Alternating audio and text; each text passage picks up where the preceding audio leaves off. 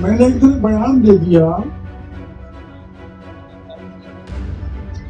कि बीसलपुर से 7-8 करोड़ की बजरी रोज निकल रही है, लेकिन पार्टी वालों ने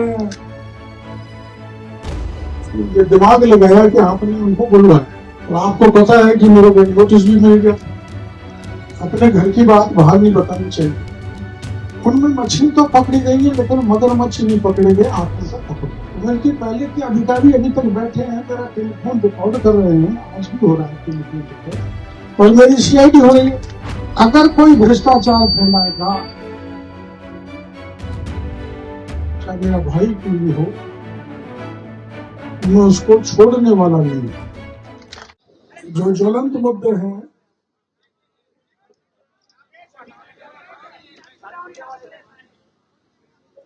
चाहे वो अपने आरक्षण के संबंध में हो,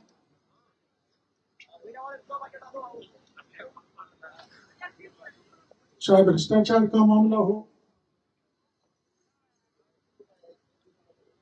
मैंने एक दिन बयान दे दिया कि बीसलपुर से 7-8 करोड़ की बजरी रोज निकल रही है। तो दूसरे दिन बोल गई, मेरी इनसे कोई बात नहीं हुई थी, लेकिन पार्टी वालों ने ये दिमाग लगाया कि आपने उनको बुलवाया। और आपको पता है कि मेरे को नोटिस भी मिल गया। ये बात सही है कि अपने घर की बात बाहर नहीं बतानी चाहिए। अपने घर वाले भी कहते हैं भाई घर की बात है घर में ही होनी चाहिए। इतनी सी गलती मेरे से हो गई थी, पर ये इंदिरा जी का जब राज था, जब मुख्यमंत्री गहलोत साहब थे, तो उस समय मैंने ऐसा कोई मुद्दा नहीं छोड़ा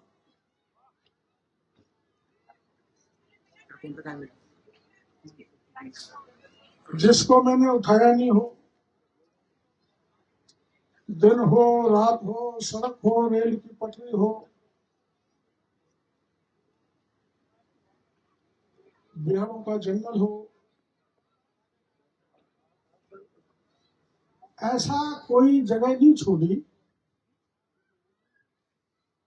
जहां पर मैंने जनहित के मुद्दों को नहीं उठाया। इसलिए मेरी बात फिर जाएगी यहां से, पक्की जाएगी, ये भेजेंगे पत्रकार। इसलिए मैंने माननीय मुख्यमंत्री जी से कहा था, मुख्यमंत्री जी, चाहे थानेदार का मामला हो, चाहे मास्टर का हो, चाहे डॉक्टर का हो, चाहे आरएस का हो, जो भी मामले, चाहे आमागढ़ का हो,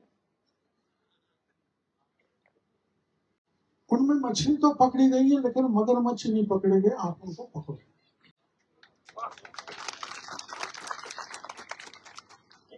मेरी दृष्टि में ये किसी तरह से अनुशासनहीनता नहीं है, लेकिन मैंने एक पुरानी बात बता दी थी। इंदिरा जी के राज में मेरे पीछे हरदम सीआईडी रहती थी, मेरा टेलीफोन रिकॉर्ड होता था।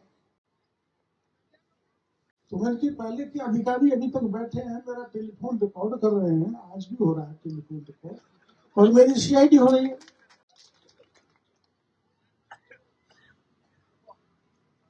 तो ये बात सही है, मेरे को घर में बतानी चाहिए थी, छोटी सी गलती हुई।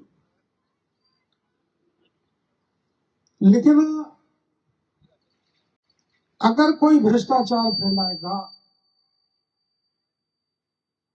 चाहे मेरा भाई क्यों नहीं हो, मैं उसको छोड़ने वाला नहीं।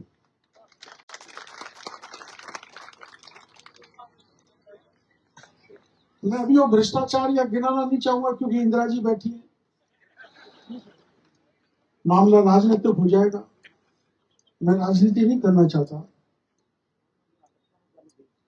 लेकिन अभी आपने नाटक देखा है अंग्रेजी में, पता नहीं क्या गाड़ी दे रहे थे आपस में, हमको तो समझ में ज्यादा आई नहीं, लेकिन उसका सार ये था कि अगर एडमिशन लेने में भी पैसा देना पड़े, अगर थानेदार टीम के हो, परीक्षा पेपर को लीक करके बने, तो थाना कैसे चलेगा? लड़ाई यही है। और ये लड़ाई, और हम तो भाई देखो, मेरी बात सुनो, मैं तो बूढ़ा हो गया,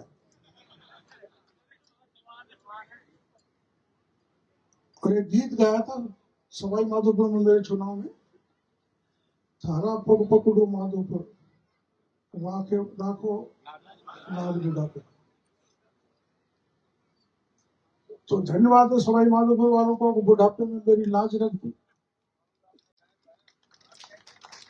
नहीं तो मारने वालों को कसर नहीं छोड़ी।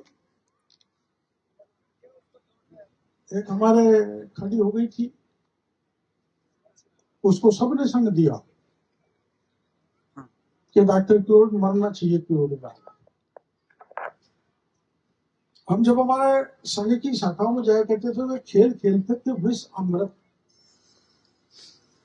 सिर पे हाथ रख के विष कह दिया तो बैठ जाता था, तो दूसरा घूम के आया, उसने अमृत कह दिया तो उड़ जाता था। ऐसे मेरे सिर पर विष खेलने वाले बहुत थे, लेकिन मैं धन्य हो सवाई माधोपुर की जनता से कि मेरे को बुढ़ापे में मेरी लाज रह गई, विधानसभा में घुस गया।